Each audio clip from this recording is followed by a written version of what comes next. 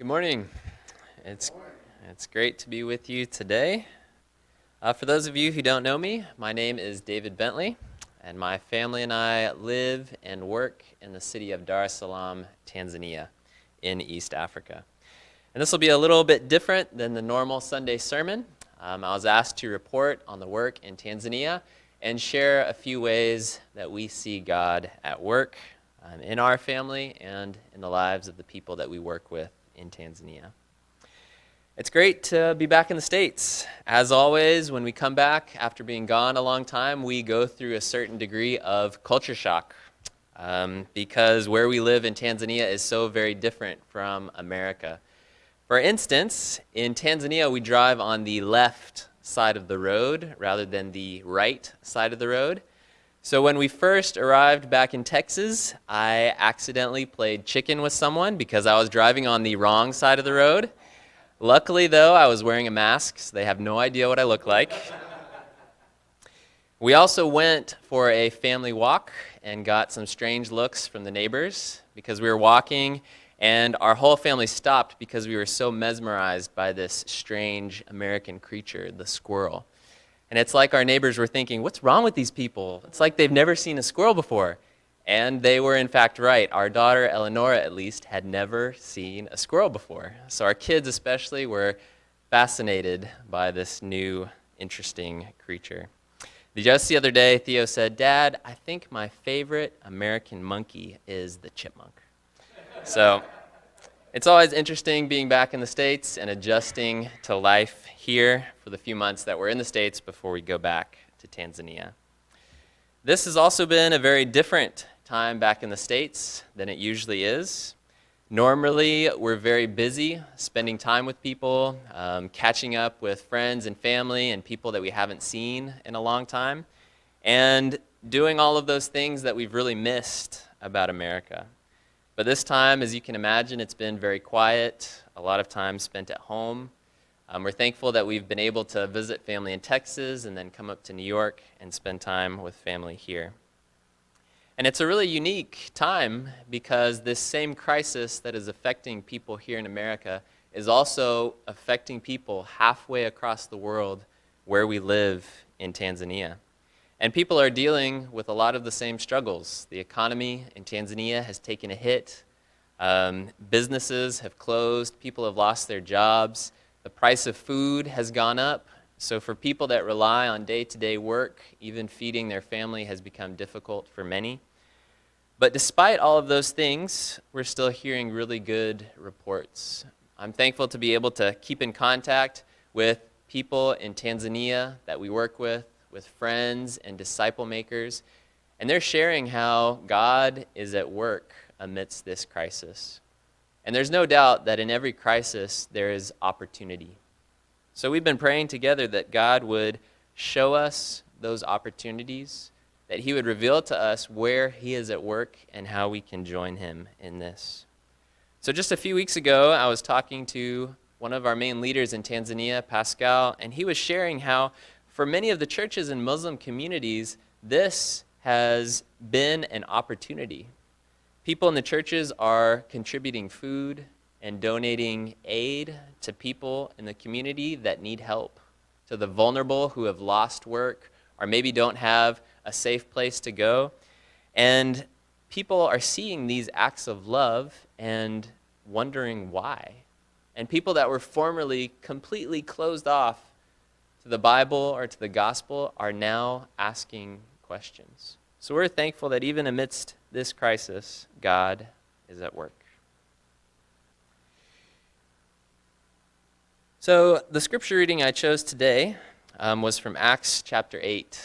And this is one of my favorite stories from the New Testament, where Philip meets the Ethiopian eunuch. And it's obvious that this meeting was not at random, that God orchestrated this meeting between Philip and the Ethiopian. If you read a little earlier in the chapter, the Holy Spirit comes, or an angel comes to Philip and he says, take the road going from Jerusalem to Gaza, the desert road. He doesn't tell him why, but he tells him to take a specific road, and Philip obeys.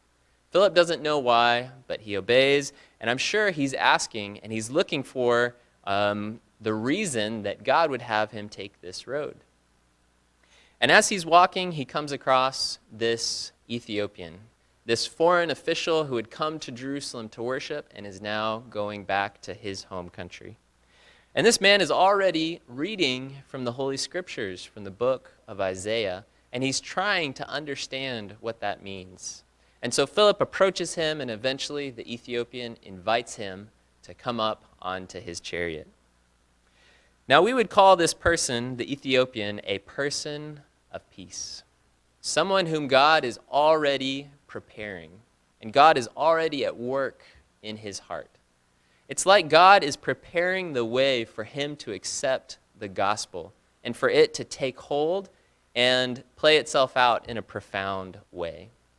So Philip meets this person of peace, this person that God intends for him to meet. And Philip explains the meaning of these scriptures that the Ethiopian is reading and how those scriptures have been fulfilled in Jesus.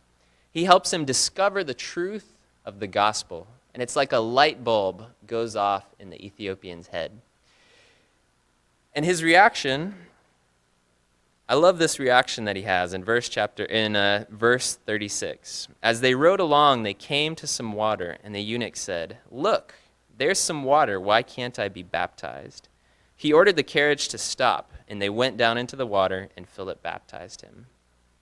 When they came up out of the water, the Spirit of the Lord snatched Philip away. The eunuch never saw him again, but went on his way rejoicing. Now that's a way to confirm that he was a person of peace. Because when he discovers this powerful truth from the Bible, he can't help but obey. It's immediate, radical obedience. This foreign official, this important dignitary says, "Look, there's water right there." And he gets down from his chariot and he's baptized by Philip. And he goes on his way back to his home country rejoicing. And I share that story because people of peace are who we've been looking for and praying for from the very beginning of when we moved to Tanzania 6 years ago. We were asking God that he would show us who he is preparing to be disciple makers and missionaries, Tanzanians who are passionate about reaching the lost in their country. And we praise God that we have found some of those people. And we have this privilege and honor to work among so many remarkable men and women in Tanzania. And I'll share the stories of some of those people a little later.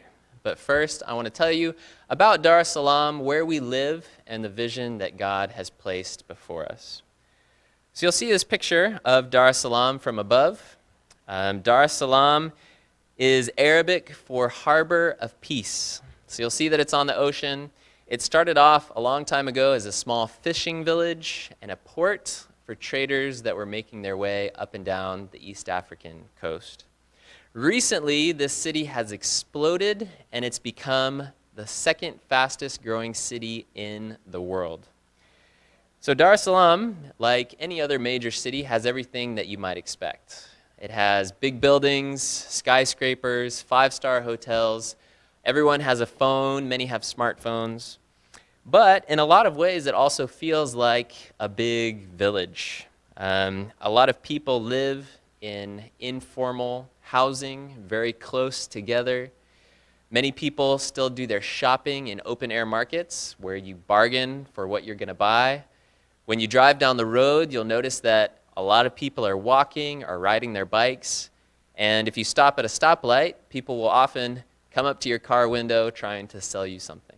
So it's a very chaotic and busy place. So in a lot of ways, it's kind of the new meeting the modern, or this developing city that's quickly trying to become modern.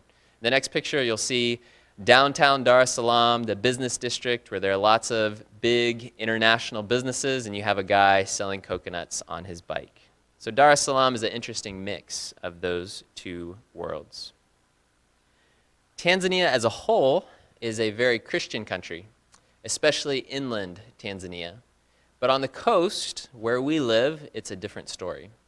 It is very Muslim, and this is due to centuries of influence from the Middle East and Arab traders visiting Tanzania over the years. Dar es Salaam is again kind of a mix of both of those worlds. Of the population of 6 million, half will identify themselves as Christian and half will identify themselves as Muslim. As you move outside of the city to towns and villages along the coast, that stat becomes about 100% Muslim. And the only Christians that you'll find in villages like that are people that have moved there from other places in the country. So as we were looking at Tanzania as a whole, when we were deciding where to live in the country, we realized that workers were most needed in the coastal region, where there were unreached tribes, where there are few workers. And we saw that Dar es Salaam is this city of influence, this place that is quickly growing, this place that people come back and forth to, a city of influence, both culturally and economically, that we decided that that is the place where we best fit the role that we've been given. And our role as foreign missionaries is to train and equip Tanzanian disciple makers and church planters who have a passion for reaching the lost both in Dar es Salaam and in these other places in Tanzania. So we're all about working with people, investing in the few who will reach many. And so it took us a long time at the beginning to find the right people, to find those people of peace that I mentioned. But now that we have, and we've developed strong relationships with them, it's amazing to see how God is working and how God has brought so much fruit and so much results for the kingdom through these men and women. So I want to share some of their stories. In the next picture, you'll see, I forgot about this slide. This is in the island of Zanzibar, just after Ramadan is finished. Muslims celebrating Eid, the celebration marking the end of the fast. In the next slide, you'll see a picture of me and Omri, who's in the middle, and Salman. And Omri is a guy that we met early on in our time in Tanzania. He was actually my English student for 2 years. I taught at a teacher's training college.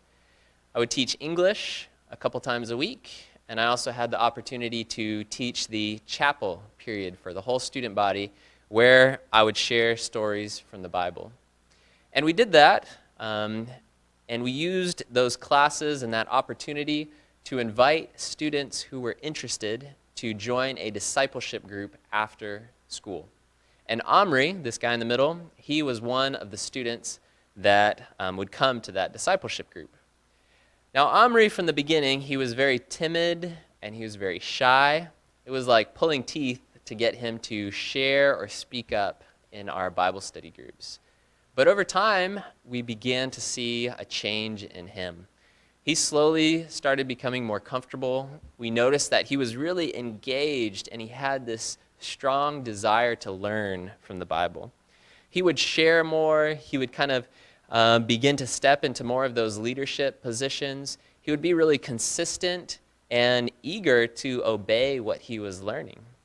So it was amazing to see the journey from the beginning of our relationship with Omri to when he graduated after 2 years at that college.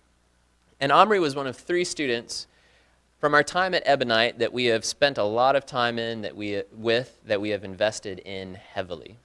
Now, the other 2 guys that graduated with him, they were very different from Omri at the beginning. These guys, named Ezekiel and Christopher, now they were born leaders. They just kind of naturally were the leaders of the class. They were very comfortable sharing and kind of taking that leadership role. And Ezekiel and Christopher, after they graduated, they were able to find employment as teachers very quickly. And so they got a job as a school, and they were vocational missionaries where they were teachers, but they were also going into these communities as disciple makers. But Omri, it took him a long time to find work.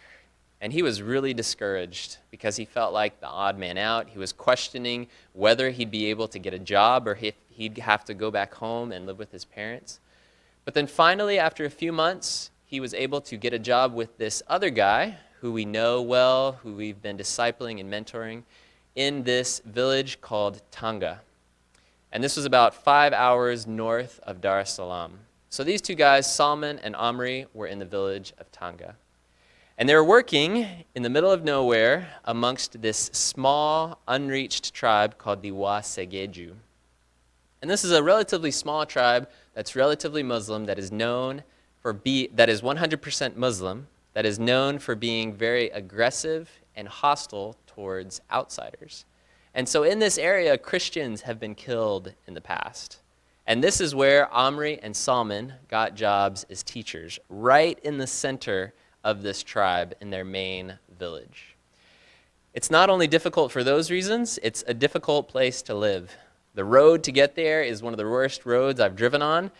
There's no running water. A lot of places don't have electricity. And these two guys, to have cell phone service, have to hike a hill that's above their house. So of all the places for Amri to get his first job as a teacher, this is one of the most difficult places I could think of. So we were worried for him. But it's been amazing to see Amri thrive in this position. And him and Salman are this dynamic duo who are on fire. They've been really good teachers. So at their school, they've shown their attention to the students. They've shown how they love their students and are really invested in helping their students succeed. So the school that they were teaching at started to get better exam scores.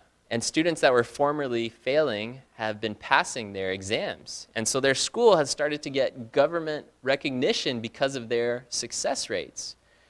And the parents in the community are seeing this, are seeing how these two guys are different than the normal teacher that is assigned to their school. Because typically, this isn't a place that a teacher wants to start their career. Usually people are out of there as fast as possible.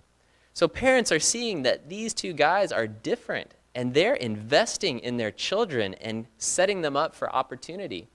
And so because of that, Salman and Amri have started to gain respect in the community. And that's given them the freedom to start teaching the Bible in school. So these two guys have the opportunity several days a week to share stories from the Bible with these kids. And the parents are okay with it because they trust and respect these two young men. Not only at the school, but in the community. They've built relationships, and they've been able to start several under-the-radar discovery Bible studies with people in their village and in surrounding village, and a number of those have chosen to be baptized.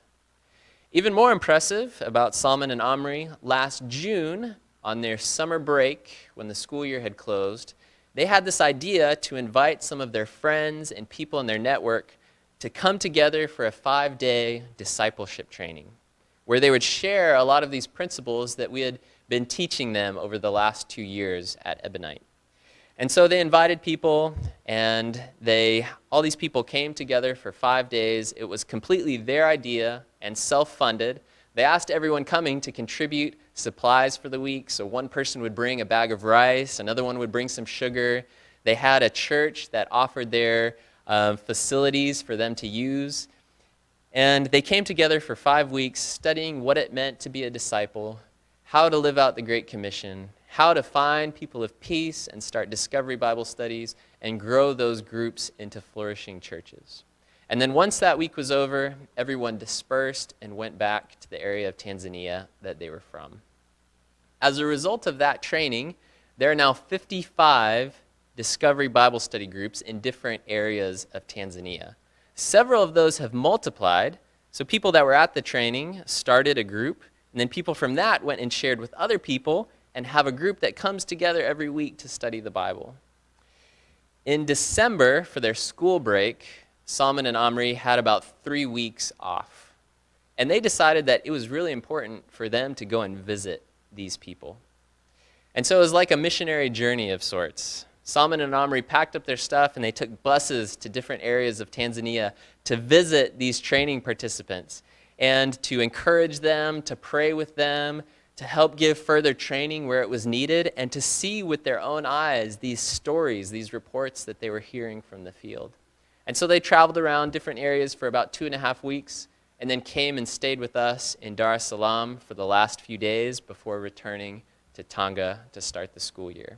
And that time at the end of this journey was so rich as we debriefed what they saw, as we shared ideas for how to bring sustainability to these groups and how to further support these disciple makers that they had raised up.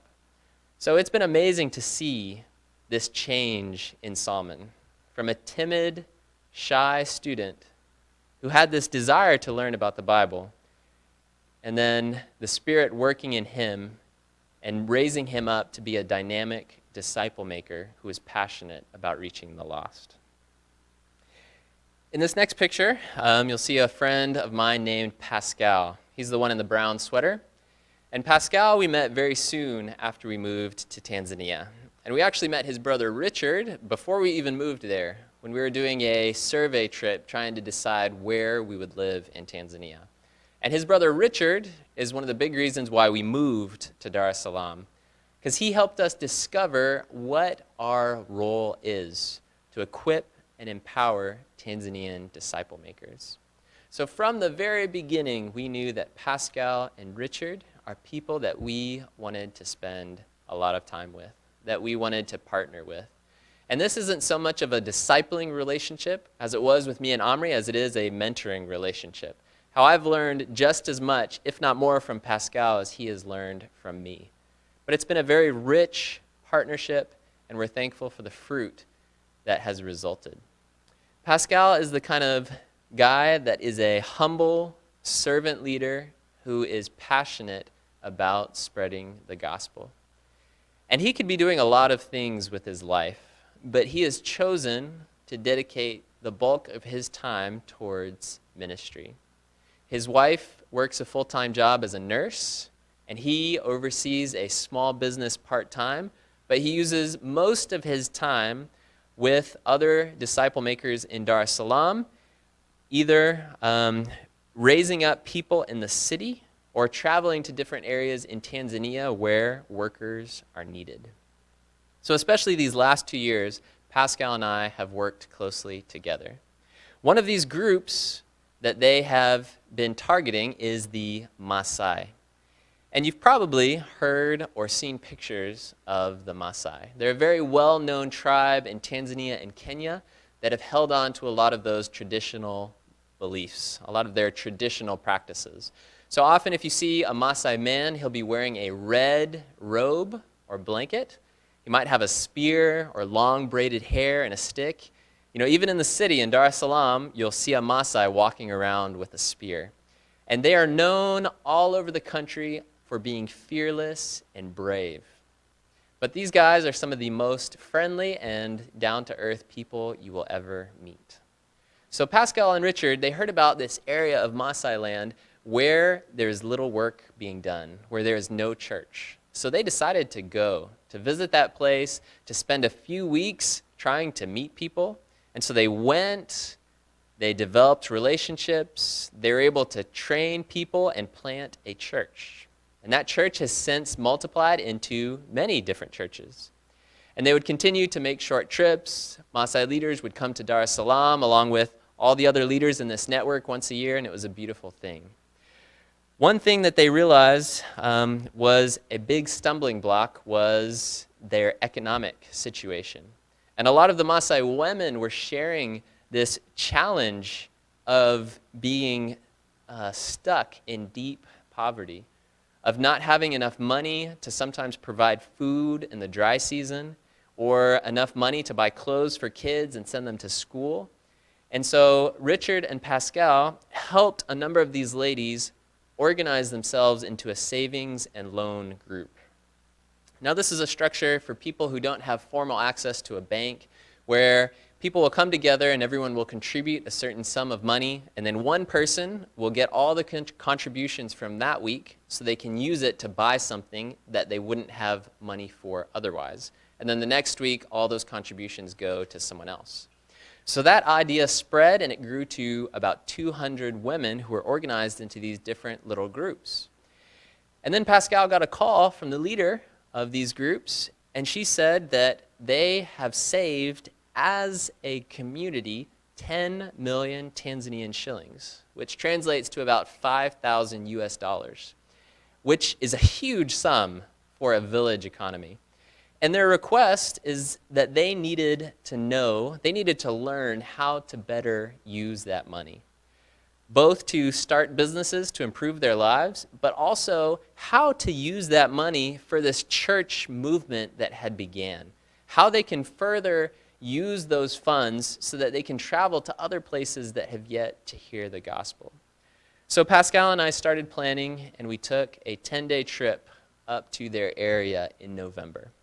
And this is like no other trip I've ever been on. I'd met a lot of these leaders in Dar es Salaam at the leadership meetings, but I had never been to this area where they live. So it took 2 days for us to get there, and then we stayed at this little hotel, and then every morning we would hop on a motorcycle and drive for about 45 minutes to the school that had let us use one of their classrooms. And we did a training in 2 different villages, and a simple training talking about business and entrepreneurship, how they can come up with an idea and start a small business, differentiate themselves and serve their customers, use their finances well, know if they're making a profit, and how they can use that money to support the church. So that very first day, we got there about 9 o'clock when the training was supposed to start, and there was no one there.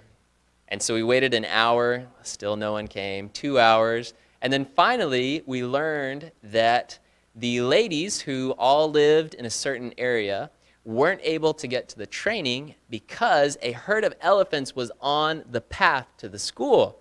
And the elephants weren't moving. They were just hanging out on the path, and it wasn't safe for the ladies to walk to the school. So finally, after a while, the elephants moved, and around 12 o'clock, all the students rolled in.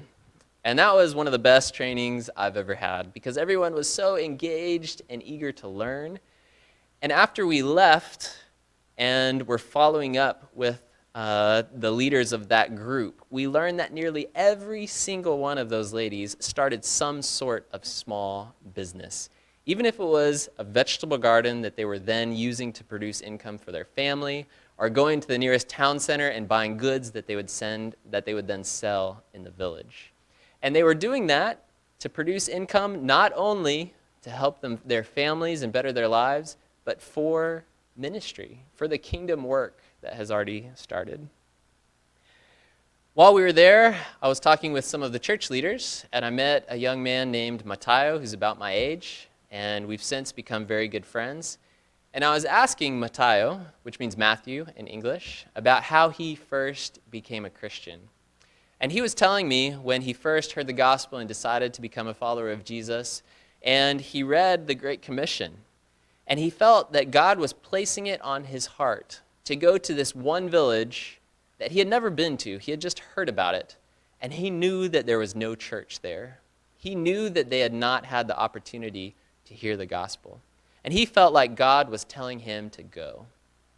So I was asking him about that trip. I asked him if he took a bus, and he said, oh, no bus goes to this village because there's no road. So I asked him how he got there, and he said he walked. And I asked him how long it took, and he said it took him 5 days to walk to this village. No one told him to go. No person told him to go. No one was paying him to do it. He read that Jesus told his disciples to go and make disciples. And so he went so that he could share the gospel with people in this village. So it's been amazing to get to work with people like him. And we are so thankful that God has led us to these people of peace. So please be praying for these people.